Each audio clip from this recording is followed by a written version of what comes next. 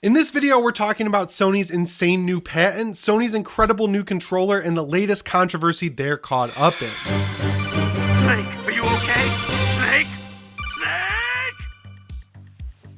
It tastes like 2007. How's it going, everyone? Welcome to PSReady. This is the midweek news update here on the channel. It's officially, when I'm filming this, the launch day of the PlayStation Portal. And surprisingly, it's been selling out at a lot of retailers. So I'd love to hear if you picked one up down in the comments below. And also remember to subscribe and set your notifications to all. We are so close to 200,000 subs, and I would love to get there by the end of the year. The first thing I want to talk about is this crazy new patent from Sony that feels like the evolution of the PS5's SSD. Now, I know there was that whole thing with Ratchet & Clank Rift Apart where when it came to Steam and people were running it on the 64 gigabyte Steam Deck, they were running it on pretty much an equivalent PC to a PS4 and, you know, a PC with an SSD that's nowhere near as fast as the one you would find in the PS5, it was still able to be played just fine. But what we did find is that the loading times when you would jump through portals or jump to different worlds and everything like that, they were a lot longer on slower drives and hard drives and just not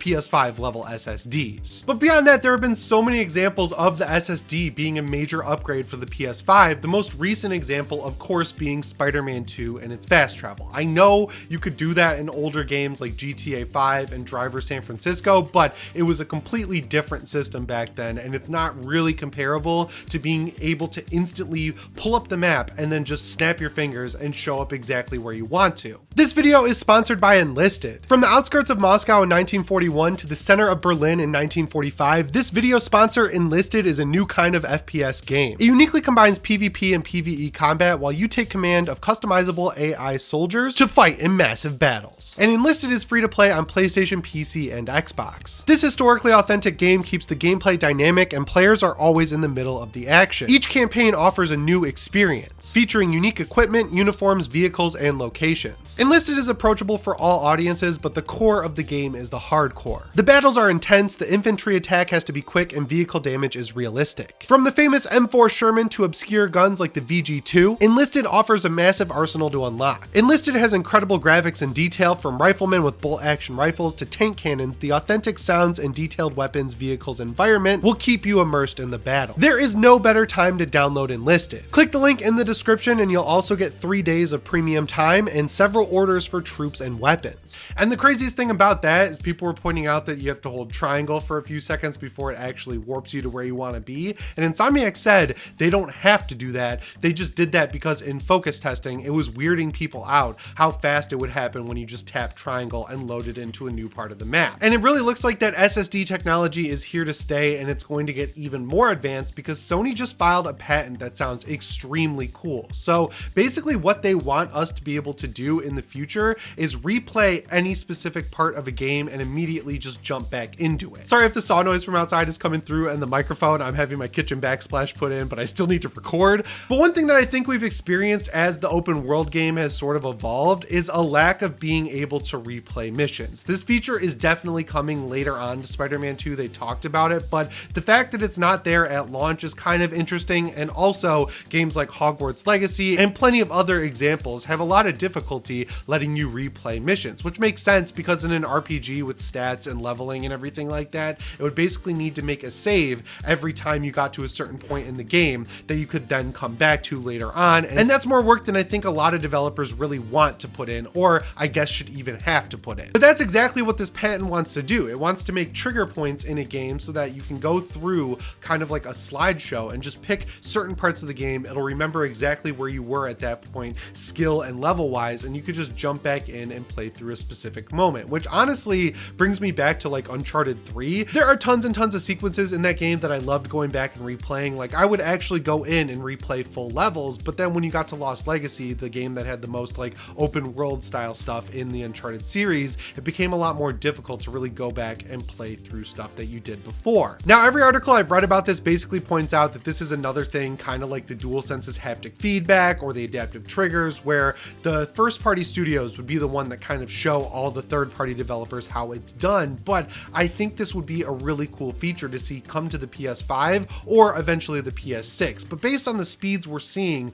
with the SSD and how fast the fast travel actually is in Spider-Man 2, this seems like a patent from Sony, unlike the vast majority of them, that could actually come to fruition in general, but also a lot sooner rather than later. I don't think this needs to be implemented for every game like Diablo 4, for example. I don't really need to go back and experience parts of that story. You can skip the campaign in Diablo 4 after you beat it, but something like Destiny 2, which lost something like the Red War or big moments from the past, I would like to be able to just kind of jump back in and refresh myself on certain things, and having this feature included on the console would make it 10 times easier. Interestingly though, I think Final Fantasy 16 already has some version of this already implemented, because when I close that game on my PlayStation 5 and go play something else like, I don't know, Jedi Survivor, Dead Space, or Diablo 4, when I come back, it shows me a screenshot on the home screen of exactly where I was in Final Fantasy 16, and it's not like a button that says start game. There's a button that says like jump back in or something like that, and when I click it, it puts me exactly where I was when I turned the game off. Now it might be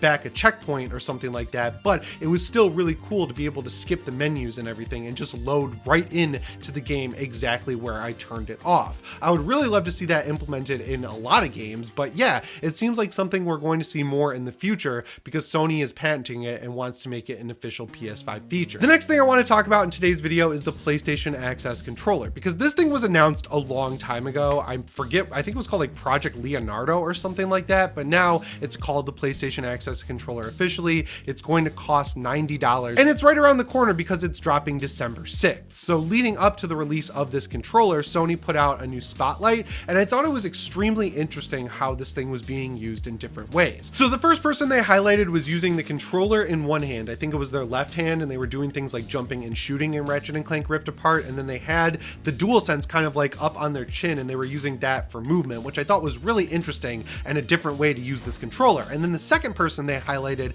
had both circular controllers, and they were playing Gran Turismo 7, and something that was specifically pointed out was that they were still remaining competitive in the game, which is the whole point of a controller like this, right? You want to make it so that anyone can play a game, but also be competitive with everyone else, so it's an even playing field and everyone is having the exact same enjoyment out of the game, right? Like, we're all paying $70 for these experiences. We want to make sure that everyone who puts their time and money into video games gets the same enjoyment out of them if possible. And then the third person they highlighted was using the controller to play Horizon, and I thought that was very impressive that they were able to do that, just because if you look at Ratchet & Clank Rift Apart, yeah, there's a lot going on like running, jumping, shooting, dodging, but it's a kid's game that's a little bit easier to control than something like Horizon, which is a very hardcore focused combat oriented game where you're doing the same things kind of as Ratchet & Clank Rift Apart, but the difficulty is ratcheted up by quite a lot. But the two games that impressed me the most were definitely Horizon Forbidden West and God of War Ragnarok. God of War Ragnarok more so, I would say, just because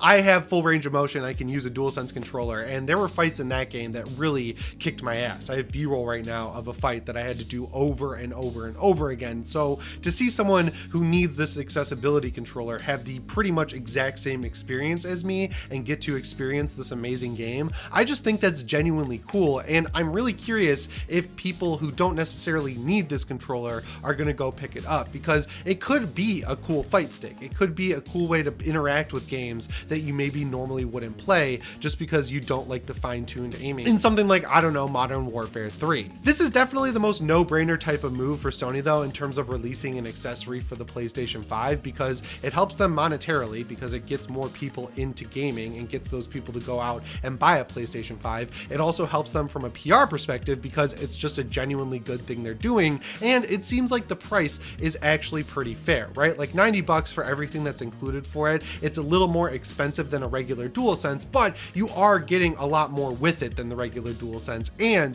there's a lot more R&D, I would guess, that went into making sure this is actually a good usable product for the people it's intended to be used by than you would have with something like the regular regular old DualSense. I could definitely see something like this approaching like 150, 160, maybe even 170. So to see Sony only charging $90 for it, I think this is ultimately a good thing. And I think it's great that they highlighted how important this stuff is by having people who actually need to use a controller like this be consultants on making it and then show off why it was actually able to help them. I think this is just overall a net positive for Sony's image, but also gaming as a whole, because it's giving more people an opportunity to play video games, which at the end of the day is the best thing ever. And the third thing I have on my list today is this controversy surrounding the Game Awards and how Sony is absolutely sweeping in terms of nominations. So as far as Game of the Year goes, the nominees are Alan Wake 2, Baldur's Gate 3, Marvel Spider-Man 2, Resident Evil 4, Super Mario Wonder, and of course The Legend of Zelda Tears of the Kingdom. But where Sony absolutely is sweeping is in the best VR/AR game, because I think they're going to win no matter what, because pretty much every game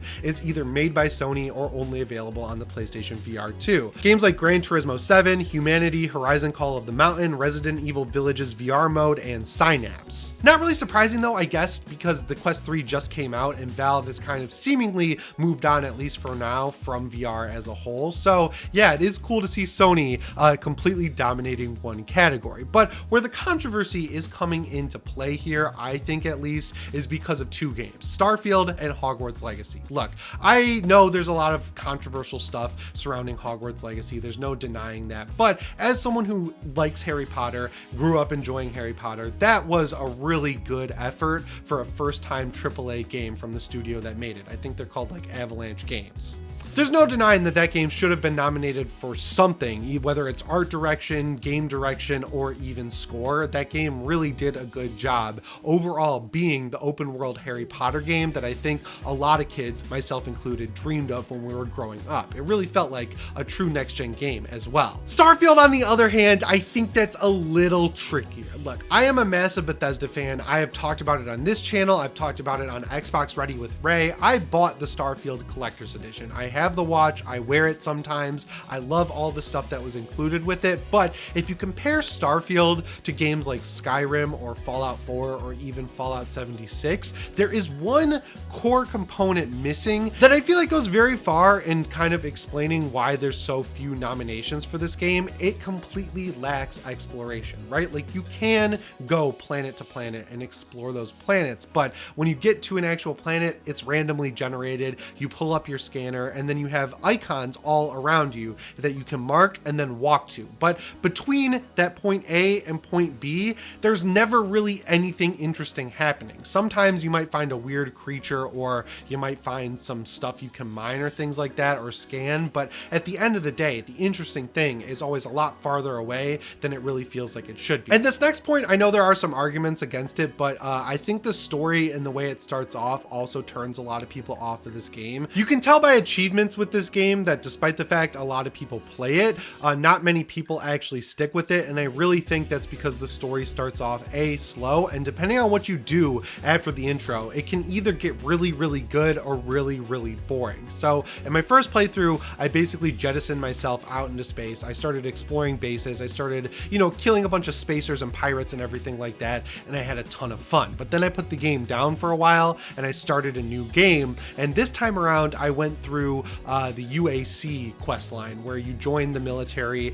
and it just becomes a walk and talk fest where you get to hear about a bunch of cool things that happened, like a mech war, and then you're in a military tribunal just talking to people and fighting terrormorphs, which terrormorphs to me are the equivalent of like something, I don't know, like a Mirelurk in Fallout 4, in that they're not very fun to fight, and it becomes an absolute slog because New Atlantis and the planet Jemison as a whole are probably the most boring planet in the game. So when you take all of that and compare it against the fact that we've had so many incredible games this year, I don't think it's a big grand conspiracy against Xbox. I think what's happening is Starfield is being treated as a live game. Like, their 1.0 is very solid, but I think this is going to be a completely different game even a year from now than it was at launch. They're going to have DLCs, they're going to have patches, expansions, mods, and everything like that. But because of that, what we have now is pretty bare bones and vanilla. And when you compare that to something like, I don't know, Baldur's Gate 3, Cyberpunk 2077's Phantom Liberty, and pretty much every other game that's been nominated for Game of the Year, it is very easy to see why Starfield might not be making that list. Do I think it deserved to win in other categories?